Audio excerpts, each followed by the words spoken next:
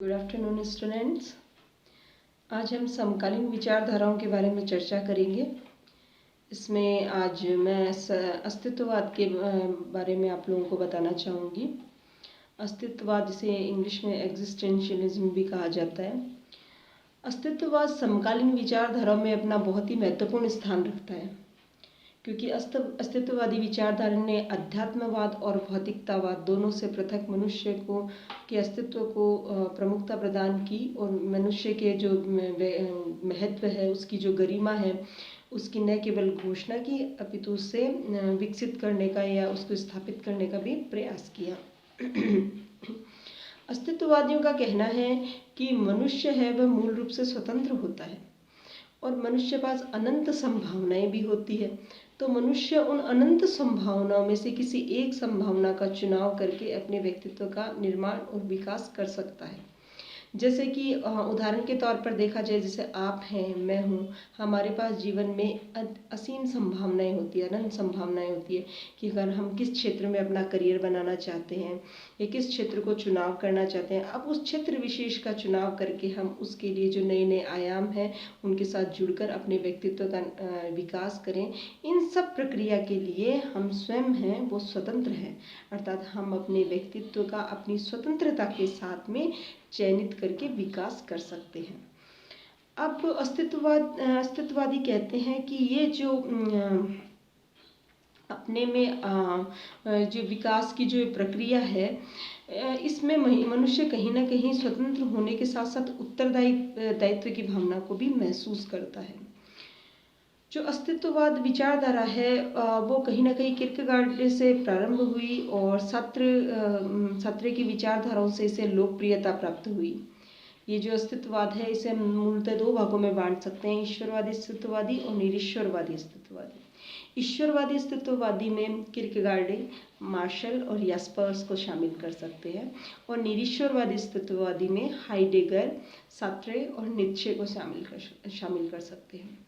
अब मैं आज आपको अस्तित्ववादी जो विचारधारा है इसके नेगेटिव और पॉजिटिव एस्पेक्ट के बारे में बताना चाहूँगी कि अस्तित्ववाद है उसका पॉजिटिव एस्पेक्ट अर्थात अस्तित्ववाद क्या है, और नेगेटिव एस्पेक्ट अर्थात अस्तित्ववाद किन चीज़ों को डिनाई करके चलता है, किस प्रकार की सोच को, किन सिद्धांतों को डिनाई करके चलता है या अस्वीकार करता है। अब सबसे पहले हम ये जानेंगे कि अस्तित्ववाद है क्या। अस्तित्ववाद का तात्पर्य है अपने स्वयं की अनुभूति, अपने अस्तित्व की अनुभूति के साथ अपने से स्वयं से ऊपर उठने की प्रक्रिया, अपने से ऊपर उठने की प्रक्रिया है वो अस्तित्ववाद कहलाती है। ये अपने में अपने से ऊपर उठना, ये बहुत गहन और गूढ़ अर्थ है इसका। अपने में अपने से ऊपर कैसे उठा जाता है, इसके तात्पर्य है कि जब हमें अपनी अनुभूति होती है कि हम हैं अर्थात मैं हूँ, उस समय व्यक्ति का जो स्थिति है, उस समय व्यक्ति जैसा है, अपने को जैसा महसूस करता है, अनुभूत करता है, उससे भी ऊपर उठना, उससे भी अधिक विकसित प्रक्रिया को अपनाकर अपने आप को और प्रोग्रेसिव बनाना, अर्थात अपने में अपने से ऊपर उठना। जो आप हैं उससे विकसित होकर आप एक स्टेप और ऊपर चले जाओ। तो ये जो अपने में अपने से ऊपर उठना है, क्या ये एक स्टेट है मनुष्य का, क्या ये एक अवस्था है? नहीं, ये एक अवस्था न होकर एक प्रोसेस है, एक प्रक्रिया है। और अस्तित्ववादी कहता है कि ये जो अपनी अनुभूति के साथ व्यक्ति अपने आप को और विकसित करता है, ये जो विकास किया, व्यक्तित्व के विकास की जो ये प्रोसेस है, ये क्या है? एक प्रक्रिया है, ये कोई स्टेट या अवस्था नहीं है।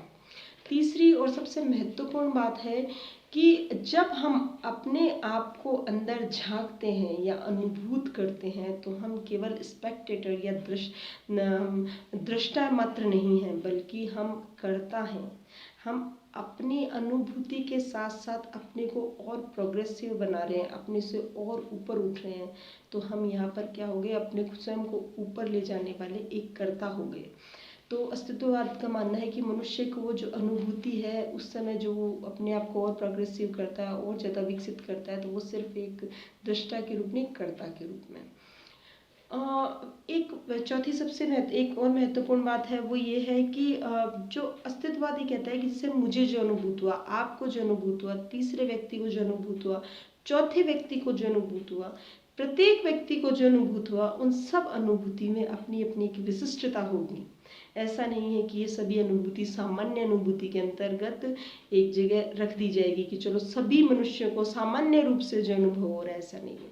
प्रत्येक मनुष्य एक इकाई है, प्रत्येक मनुष्य का अपना एक विशिष्ट स्थान है समाज में, और हर एक व्यक्ति जो महसूस करता है वो डिफरेंट ही महसूस करेगा। अर्थात अस्तित्ववाद ने कहीं ना कहीं हर एक मनुष्य की, हर एक व्यक्ति की गरिमा को, उसके महत्व को प्रतिस्थापित करने का प्रयास किया। अब अस्तित्ववादी कहते हैं कि मनुष्य को जब अपने स्वयं की अनुभूति होती है तो सबसे पहले उसे एकाकीपन का अनुभव होता है। एकाकीपन मतलब अकेलापन। आत्म अनुभूति का तात्पर्य भी यही है, आत्म अनुभूति, अपने स्वयं की अनुभूति होना। यहाँ पर कोई ईश्वर की या किसी प्रकार की अनुभूति इसमें शामिल नहीं है। हमें सबसे पहले ईश्वर की नहीं, अपनी ही आत्मा की अनुभूति होती है, और उस अनुभूति के साथ हमें एकाकीपन का भी अनुभव होता है। और ये जो अनुभूति होती है उसमें मौलिक स्वतंत्रता की अनुभूति होती है कि हम स्वतंत्र हैं, और साथ में स्वतंत्र होने के साथ साथ हमें उत्तरदायित्व की अनुभूति भी होती है कि हम कुछ कार्य के लिए, कुछ जिम्मेदारियों के लिए, किसी कार्य विशेष के लिए हम क्या है, उत्तरदायी हैं। और इसी को आधार बनाकर अस्तित्ववादी कहते हैं कि यदि मनुष्य अपने उत्तरदायित्व या अपने जो मौलिक स्वतंत्रता है उसके अनुरूप कोई कार्य करता है इस जीवन में, तो उसका जीवन प्रामाणिक जीवन है। यदि उसके अनुरूप कार्य नहीं करता है तो वो अप्रामाणिक जीवन है। ईश्वरवादी अस्तित्ववादी ये कहते हैं, जैसे किरकेगार्ड वगैरह ये कहते हैं कि मनुष्य चूंकि ईश्वर की अस्तित्व को स्वीकार करते हैं, ये कहते हैं ईश्वर की आस्था के अनुरूप अगर कुछ है तो वो प्रामाणिक है। ईश्वर की आस्था से पृथक अगर कोई मनुष्य चला गया तो वो अप्रामाणिक जीवन जी रहा है।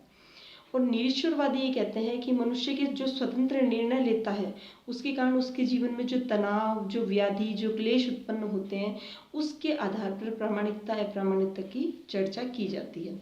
अधिकतर देखा जाता है कि निरीश्वरवादी है वो शून्यता की और इस प्रकार की बात करते हैं। वो कहीं ना कहीं शून्यता को ज्ञान मीमांसी और तत्व मीमांसी दोनों प्रकार की जो विवेचना उसमें शामिल करते हैं, उसकी हम आगे चर्चा करेंगे।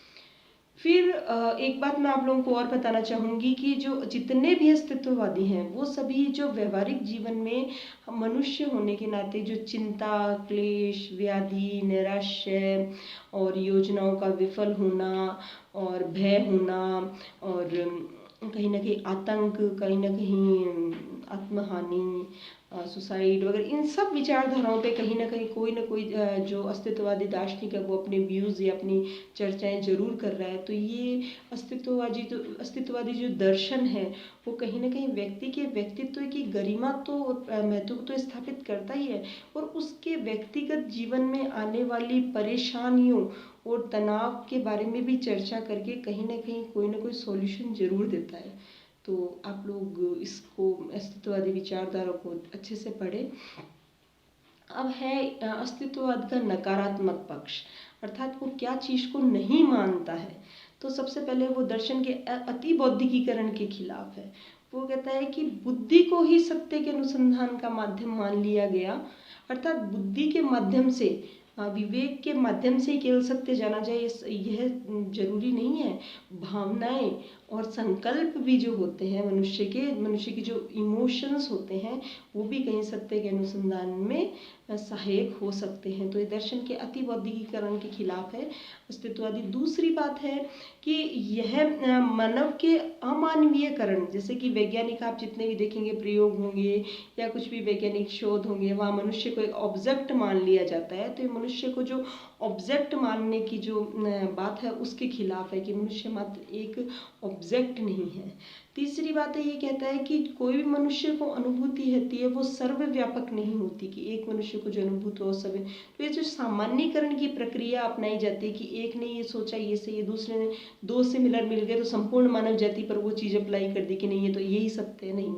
अस्तित्ववादी कहता है हर एक मनुष्य का सत्य अलग अलग है, हर एक मनुष्य की विशिष्टता या उसकी वो अलग अलग इकाई है, उसकी विशिष्टताएं भी अलग अलग हैं। चौथा ये कहता है कि ये कहीं ना कहीं प्रकृतिवादी सोच के खिलाफ है। जैसे हम यंत्रवाद प्रकृतिवाद में कहते हैं यार ये सब कुछ फिक्स है और ईश्वर ने जो किया है पहले से तय किया है, हम वर्तमान जीवन जो भोग रहे हैं वो पूर्व के कर्मों का फल है। तो अस्तित्ववाद कहता है नहीं, व्यक्ति अपने निर्णय से, अपने विवेक से अपने व्यक्तित्व का विकास कर सकता है, उसमें कुछ बदलाव कर सकता है या अपने आप को कुछ प्रोग्रेस कर सकता है। अब एक बात और इसे मानना चाहता है कि हम अधिकतर कई बार कुछ निश्चित निष्कर्ष निकाल देते हैं जीवन में कि मनुष्य ऐसा है, वैसा है, ये इसके बारे में निश्चित मापदंड बना देते हैं। तो अस्तित्ववाद ये कहता है कि मनुष्य एक ऐसा प्राणी है जिसके बारे में कभी कोई निश्चित मापदंड, कोई निश्चित आधार तय किए ही नहीं जा सकते। इस प्रकार ओवरऑल अगर देखा जाए तो अस्तित्ववाद ने कहीं ना कहीं समकालीन जो विचारधाराएं हैं उससे कुछ पृथक, उससे कुछ अलग होकर कुछ सोचने का प्रयास किया और ह्यूमन पे, एक मनुष्य पे, एक व्यक्ति पर अपनी सोच को फोकस किया और मनुष्य की गरिमा को स्थापित करने का प्रयास किया। और कहीं ना कहीं ये दर्शन थोड़ा व्यवहारिक भी है, क्योंकि ये व्यवहारिक समस्याओं का, मनुष्य के बारे में जो भी सोच है उसको अपने विचारधारा है वो प्रकट करता है।